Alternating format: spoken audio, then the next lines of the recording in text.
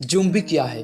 दोस्तों, मेरे इस प्रश्न पर आप शायद हॉलीवुड में पाए जाने वाले या मरे हुए राक्षसों के बारे में सोच रहे होंगे। लेकिन ज़ॉम्बी की उत्पत्ति फिल्म और टीवी की कहानियों से कहीं ज्यादा दिलचस्प है। ज़ॉम्बी जो एक मृत शरीर होता है जो किसी जादू, वायरस या वैज्ञानिक प्रयोग के कारण फिर से जीवित हो जाते हैं।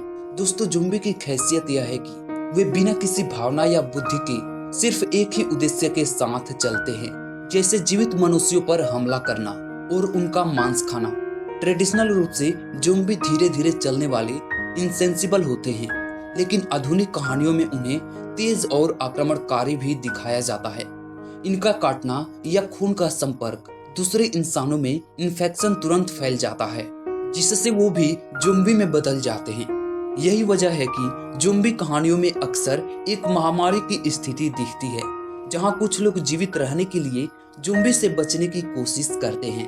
तो दोस्तों, क्या होगा अगर ज़ॉम्बी एक इंटेलिजेंट प्राणी बन जाए या किसी ऐसी जगह पर अपना प्लांट सेट करे जहां ज़ॉम्बी को आने की उम्मीद ना हो? तो दोस्तों, आइए जानते हैं ज़ॉम्बी से जुड़े कुछ ऐसी बातें जो आपको पूरी तरह से शॉक में डाल देगा।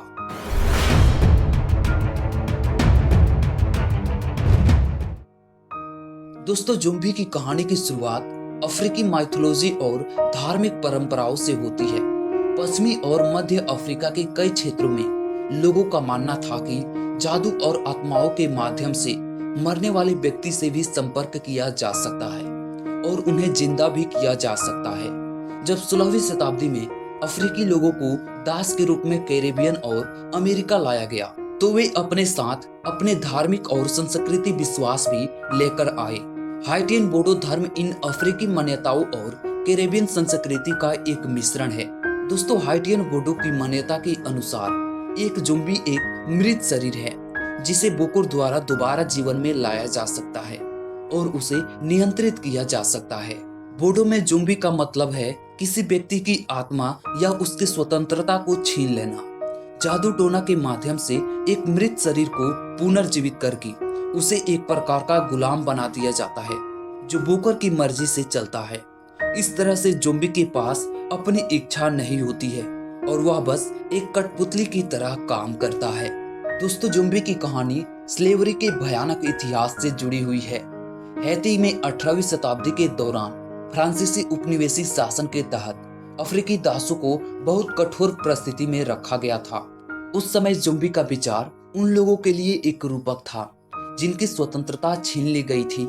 उन दासों का मानना था कि मृत्यु उन्हें स्लेवरी से मुक्ति देगी और उनकी आत्मा अफ्रीका लौट जाएगी।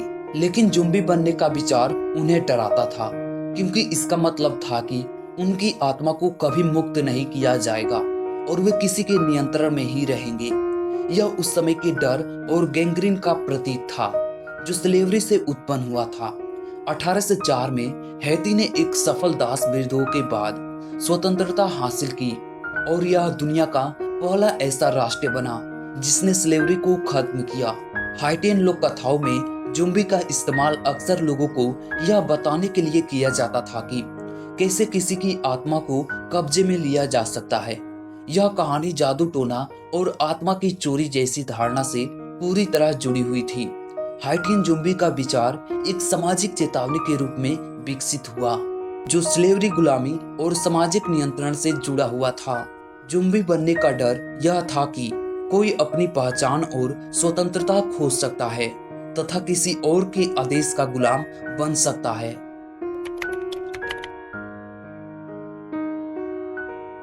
ज़ॉम्बी की कहानियों में वायरस का इस्तेमाल इस तरह से होता है कि वह एक रोगजनक है जो इन्फेक्टेड व्यक्ति अपने ब्रेन से नियंत्रण खो देता है और उसे एग्रेसिव बना देता है।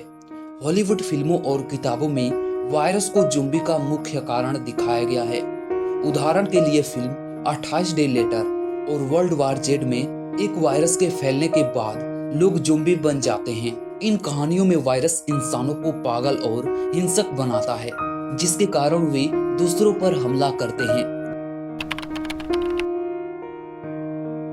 दोस्तों, ब्लैक डेथ यह एक मध्यकालीन युग में फैला एक प्लेग था जिसने यूरोप की आधी आबादी को मार डाला था। पॉप कल्चर में ज़ॉम्बी की कहानियों में भी इसी प्लेग जैसे वायरस का इस्तेमाल होता है। जो तेजी से फैलता है और बड़ी आबादी को इन्फेक्टेड कर देता है। प्लेग की तरह ही ज़ॉम्बी वायरस भी इन्फेक्टेड व्यक्ति के संपर्क में आने से फैलता है, जैसे कि काटने या खून के संपर्क से। एक बार कोई व्यक्ति इन्फेक्टेड हो जाता है तो वह भी एक ज़ॉम्बी बन जाता है और दूसरों को भी इन्फेक्टेड करने लगता है। दोस्तों, रेबीज वायरस यह एक ऐसा वायरस है जिसे ज़ॉम्बी कहानियों का एक वास्तविक इंस्पिरेशन स्रोत माना गया है। रेबीज वायरस मस्तिष्क पर हमला करते हैं और इन्फेक्टेड व्यक्ति या जानवर को अत्यधिक एग्रेसिव बना देते हैं। वैज्ञानिकों का मानना है कि अगर रेबीज वायरस में म्यूटेशन हो जाए और यह अधिक तेजी से फैलने लगे तो यह एक ज़ॉम्बी लाइक महामारी का रूप ले सकता है। इसी वजह से ज़ॉम्बी कहानियों में कई बार रेबीज जैसे वायरस को एक खतरनाक ज़ॉम्बी वायरस के रूप में दर्शाया जाता है। कुछ ज़ॉम्बी कहानियों में वायरस या प्लेग का फैलना जैविक हथियारों या वैज्ञानिक प्रयोगों के कारण दिखाया गया है, जैसे कि फिल्म रेजिडेंट इविल में टी वायरस को जैविक हथियार के रूप में तैयार किया जाता है, लेकिन यह अनियंत्रित हो जाता है और ज़ॉम्बी महामारी का रूप ले लेता है। जैविक हथियारों का विचार यह डर पैदा करता है कि अगर कोई खतरनाक वायरस या बैक्टीरिया अनियंत्रित हो जाए तो वह समाज में ज़ॉम्बी जैसे महामारी का कारण बन सकता है। यह विचार सस्पेंस और हॉरर को बढ़ाता है। दोस्तों, हाल ही के वर्षों में कोविड-19 जैसे महामारी ने भी वायरस और प्लेग के बारे में लोगों के डर को बढ़ा दिया था। हालांकि कोविड-19 एक ज़ॉम्बी वायरस नहीं था, लेकिन इसने दुनिया को यह महसूस कराया कि वायरस कितनी तेजी से फैल सकता है और समाज पर इसका कितना गहरा असर हो सकता है। दोस्तों, यह हमारे लिए एक रियलिटी अनुभव था कि कैसे एक वायरस पूरी दुनिया को प्रभावित कर सकता है। दोस्तों, अगर हम बात करें ज़ॉम्बी की व्यवहार और लक्षण के बारे में तो ज़ॉम्बी का सबसे प्रमुख लक्षण उनकी अनियंत्रित भूख है, विशेष रूप से इंसानी मांस के लिए। ज़ॉम्बी लगातार लोगों की पीछा करते हैं और जैसे ही वे किसी जीवित इंसान को पाते हैं तो वे उन पर हमला कर देते हैं। यह भूख एक तरह से ज़ॉम्बी की पहचान बन गई है। ज़ॉम्बी आमतौर पर धीरे धीरे और लड़खड़ाते हुए चलते हैं और उनके शरीर का नियंत्रण बिगड़ा हुआ होता है, जिससे उनकी चाल अजीब और असंतुलित हो जाती है।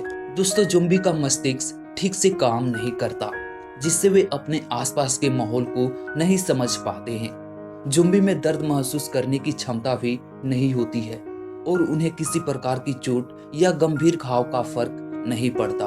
उनके पास केवल एक बेसिक मस्तिष्क गतिविधि होती है जो केवल भूख को लेकर काम करती है। ज़ॉम्बी का शरीर मृत अवस्था में होता है, जिसके कारण उनका शारीरिक क्षय शुरू हो जाता है। उनकी त्वचा पीली या भूरे रंग की हो जाती है और उनका शरीर सड़ने लगता है। दोस्तों, ज़ॉम्बी अकेले नहीं होते हैं, वे अक्सर समूहों में चलते हैं और वे किसी आवाज, गंध या किसी जीवित व्यक्ति की उपस्थिति को महसूस कर एक साथ हमला करने के लिए इकट्ठा हो जाते हैं। ज़ॉम्बी के मस्तिष्क को नष्ट करने के बिना उन्हें मारा नहीं जा सकता। शरीर के अन्य हिस्सों पर हमले का असर नहीं होता है, इसलिए कहानियों में ज़ॉम्बी को पूरी तरह से खत्म करने के लिए उनके सिर पर वार किया जाता है। दोस्तों, इस वीडियो पर आपकी क्या राय है, हमें कमेंट करके जरूर बताएं और आप चैनल पर पहली बार विजिट किए हैं तो चैनल को सब्सक्राइब जरूर कर लेना। धन्यवाद।